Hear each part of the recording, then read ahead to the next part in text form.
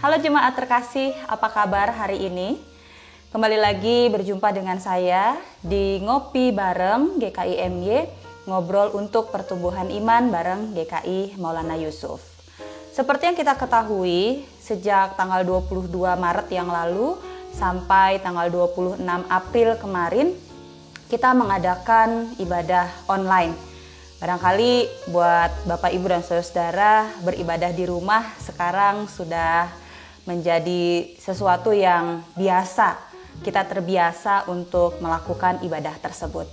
Nah, beberapa hari yang lalu saya mendapatkan notifikasi dari Facebook.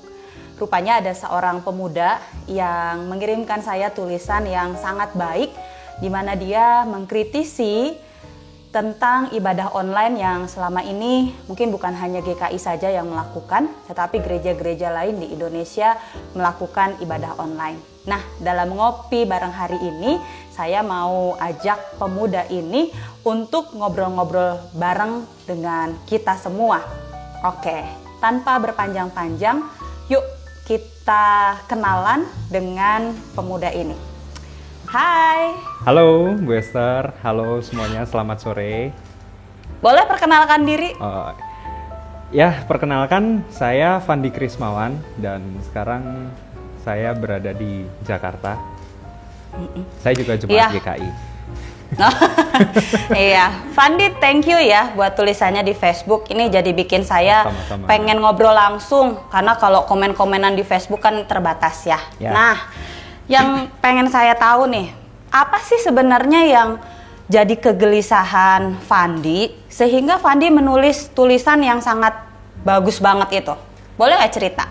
Ya, jadi saya memulai dari sebuah keresahan. Kan katanya GKI itu biasanya jemaatnya suka resah dan gelisah. Gelisah. Jadi saya juga memulai dari sebuah keresahan dan kegelisahan terhadap situasi COVID ini. Jadi ternyata situasi COVID-19 ini mengubah banyak hal. Mengubah banyak segala aspek mulai dari pendidikan, mulai dari gaya hidup, bahkan sampai yang paling yang kita tidak pernah menduga sama sekali. Ternyata kehidupan bergereja juga berubah.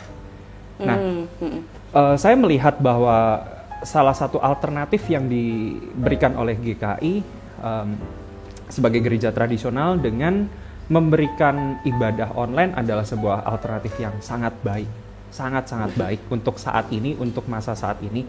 Tetapi saya memiliki sebuah keresahan bahwa mungkin GKI dan beberapa gereja tradisional yang lain untuk saat ini memberikan sebuah alternatif yang bersifat short term. Tapi bagaimana dengan long termnya? Ketika kita sudah adaptasi dengan habit yang baru, artinya yang kita sudah terbiasa dengan ibadah online. Tadinya kita harus ke gedung, tapi sekarang menjadi wajar nih kita lakukan di rumah dengan keluarga kita. Nah, bagaimana nanti ketika masa pandemi ini selesai, bagaimana kita bisa kembali ke gedung, kita bisa kembali untuk berkomunitas seperti biasanya. Itu yang membuat saya menjadi ada keresahan, ada kegelisahan tersendiri. Apakah gereja kita sudah memikirkan sampai sejauh itu atau belum, saya belum tahu sih. Iya, memang ini satu hal yang tiba-tiba tapi bisa jadi dampaknya untuk kemudian hari besar banget gitu ya, Fandi. Ya. Nah, Fandi sendiri kan arsitek ya? Ya, betul. Nah, boleh dong cerita gitu ya, kira-kira kalau dari segi arsitek sendiri kemudian diterapkan dalam tadi ya pemikiran soal ibadah online, hidup bergereja, apa sih yang bisa didapat? Ya. Jadi saya kebetulan menggeluti di bidang arsitek dan di bidang seni juga, seni musik dan beberapa seni lainnya. Sudah cukup lama, mungkin sekitar 15 tahun. Jadi melalui dari keresahan yang tadi itu, saya mencoba untuk memasuki pemikiran di lingkup arsitek. Jadi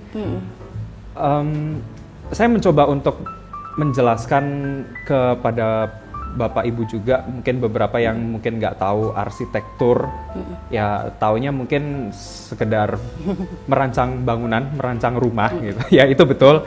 Tapi secara bahasa yang lebih baik mungkin arsitek itu adalah sebuah seni untuk merancang sebuah bangunan yang berasal dari pikiran atau imajinasi seseorang atau kelompok. Nah, salah satu teori yang cukup berkembang dan cukup tua adalah form follows function. Jadi bentuk mengikuti fungsi. Kalau di dalam bahasa yang lebih awam, misalnya saya mau bikin rumah,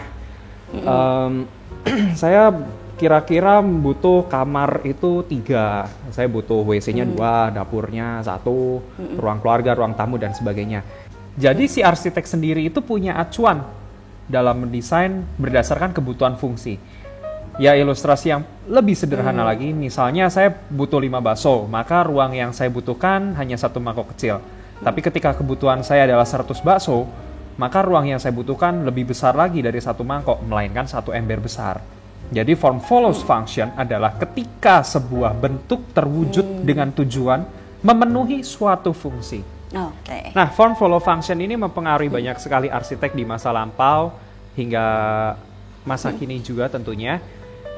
Memaksimalkan kebutuhan fungsi tetapi memiliki konsekuensi desain yang lebih simple, lebih cenderung seragam dan kotak, tidak berani memainkan ornamen-ornamen. Ya zaman sekarang mungkin orang lebih mengenalnya minimalis. Sehingga memunculkan kejenuhan bagi para arsitek sendiri terhadap desain yang itu-itu saja. Nah, kejenuhan itu memunculkan sebuah teori baru, yaitu function follow form. Jadi dibalik, fungsi mengikuti bentuk. Jadi arsitek lebih punya kekreativitasan dan kebebasan untuk mengeksplorasi ide-ide mereka. Jadi lebih bebas dalam mendesain rumah, mendesain ruang. Nah, nanti fungsinya lebih mengikuti. Istilahnya kalau dalam bahasa lebih awam, saya bangun rumahnya dulu, nanti di dalam ada ruang apa, itu nanti itu mengikuti. Fungsinya untuk kamar tidur, untuk taman, untuk dapur, itu nanti mengikuti. Tergantung dari ketersediaan ruang yang di dalamnya. Tetapi secara tampilan luar, arsitek lebih bebas. Nah, hingga saat ini kedua teori tersebut menjadi perdebatan yang masih seru dan memiliki fanatiknya masing-masing. Nah, tetapi saya mencoba mencari benang merah dari kedua teori ini.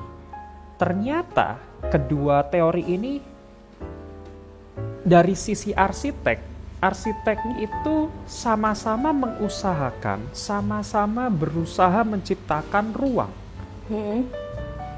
yang nanti tujuannya tetap memberikan fungsi di dalamnya. Jadi esensinya adalah menciptakan ruang. Gitu ya. Nah, kalau dikaitkan tadi ya dengan refleksi Fandi sendiri melihat fenomena beribadah, lalu berjemaat, bergereja, lewat teori tadi bisa nggak sih diterapkan? Menurut saya ada korelasinya. Saya jadi teringat pada salah satu teori di gereja yang sering kita dengar lah dari zaman kita katekisasi atau mungkin pendeta-pendeta juga sering berkhotbah bahwa gereja kan asalnya dari kata Yunani eklesia yang artinya keluar dari dan kaleo yang berarti memanggil. Jadi gereja itu bukan saja menuju ke bangunan itu sendiri, tetapi melainkan setiap anggota jemaat, setiap kelompok dan setiap individu yang dipanggil keluar. Jadi gagasannya yang mau disampaikan adalah gereja itu bukan lagi soal gedung, tetapi gereja adalah orangnya. Nah, dengan mengambil korelasi arsitek tadi, saya mempunyai sebuah gagasan, jangan-jangan setiap anggota jemaat, setiap individu mungkin adalah ruang ibadah, ruang-ruang ibadah yang diciptakan oleh sang arsitek, yaitu Yesus sendiri. Wah, menarik ya. Nah inilah kan kalau teologi disandingkan dengan disiplin ilmu yang lain ternyata lebih dalam maknanya ya. Kalau saya kan taunya cuman teologi. Nah, dengan bercakap-cakap bersama dengan Fandi, kita jadi punya perspektif lain gitu. Ada lagi mungkin? Ya, saya mungkin akan mencoba untuk memperdalam gagasan saya dengan situasi COVID-19 ini tentu memberikan dampak negatif bagi setiap orang, termasuk saya. Ya, karena kita harus beradaptasi, mau nggak mau kita harus membiasakan diri dengan bekerja di rumah, mengubah banyak hal.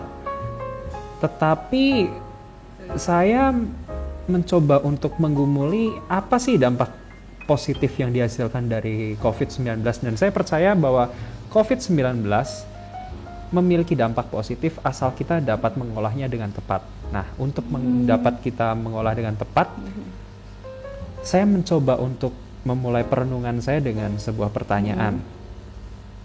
Saya mencoba untuk menggali dan mempertanyakan kekristenan saat ini.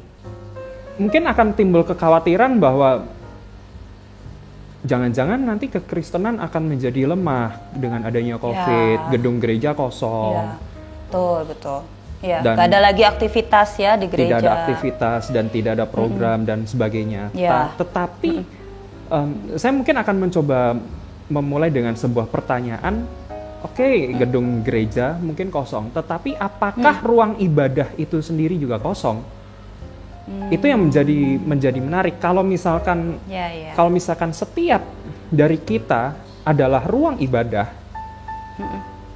justru menurut saya kekristenan akan menjadi semakin kuat karena setiap tempat, setiap rumah sekarang menjadi ruang ibadah. Bahkan bayangkan saja kalau misalkan pendeta berkhotbah saat ini kan masih pendeta berkhotbah di gereja bareng dengan multimedia, bareng dengan penatua yang bertugas pada saat itu. Katakanlah di situ ada satu ruang ibadah. Kemudian saya di rumah, saya beribadah di tempat tidur, di ruang tidur saya. Mungkin istri saya juga beribadah di dapur atau di tempat makan.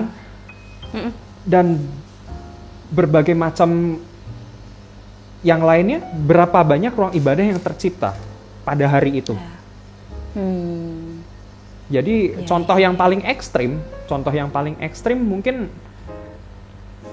saya ketika situasi ini mungkin sudah pulih, saya beribadah, saya pengen streaming ibadah di dalam angkot misalkan gitu, dalam perjalanan saya. Jadi di dalam persepsi ruang, jadi angkot itu ternyata juga menghasilkan atau menciptakan ruang ibadah juga, beririsan.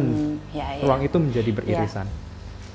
Jadi yang namanya ibadah itu tidak hanya terfokus gitu kan di salah satu ruang bangunan secara fisik gitu kan ya, yang Fandi mau maksudkan. Kita pribadi manusia juga adalah ruang ibadah yang sedang diciptakan oleh sang arsitek itu sendiri. Ya. Menarik juga pandangannya. Bahkan ada satu cerita yang menarik, Bu Esther. Jadi kemarin orang tua saya di rumah di Wonosobo, Jawa Tengah, tiba-tiba pagi-pagi telepon ke saya, terus langsung bilang, "Halo Fandi, ini kemarin Mama kangen nih, tiba-tiba pengen beribadah di Maulana Yusuf." Nah, kebetulan yang pas lagi Bu Esther yang bawain khotbah, jadi itu jadi cukup menggelitik saya bahwa ternyata dengan adanya COVID-19 ini akses kemanapun bisa tercipta, dan bayangkan berapa banyak ruang ibadah yang tercipta di satu hari itu. Iya, betul. Nah, kalau seperti itu, Fandi, punya nggak sih usulan model ibadah online? Nah, kamu kan menggeluti musik dan seni ya. Kira-kira boleh dong berbagi, bercerita begitu ya. Gambaran atau usulan ibadah online yang mungkin bisa dikerjakan oleh gereja-gereja di saat seperti ini tuh kayak gini. Gimana tuh? Jujur-jujuran nih ya. Wah, ini mesti minum dulu ini. Berat ya pertanyaannya ya. Pertanyaannya berat.